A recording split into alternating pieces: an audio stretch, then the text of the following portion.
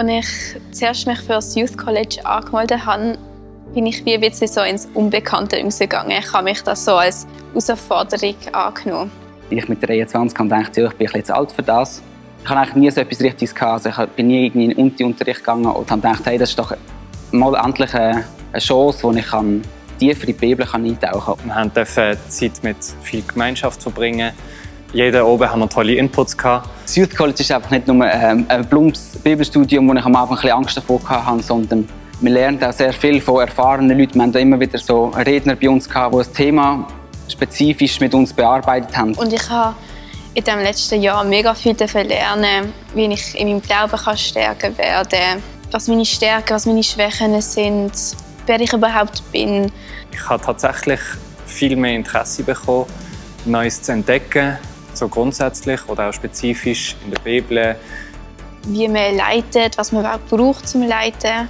Was es heisst, sich einzubringen in der Kirche. Was es heisst, sich nicht einfach gehen lassen, sondern in sich investieren und in andere Leute.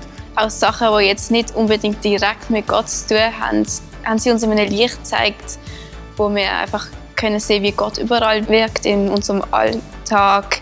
Das Highlight von mir ist, wo wir bei den Diakonissen gesehen haben, wir dürfen sehen, wie sie leben, wie sie ihren Alltag gestalten mit Gott und eigentlich den ganzen Tag um Gott herum planen. So, Gott ist immer im Zentrum. Und egal, was wir machen, wir können ihn überall sehen. Und jetzt habe ich so zurückgeschaut und habe gedacht, Scheiße, krass, also super habe ich das gemacht. Ja, das ist einfach so das Highlight von mir. Ich bin extrem weitergekommen in einem Jahr, wo wir nur 2 Stunden pro Woche uns getroffen haben.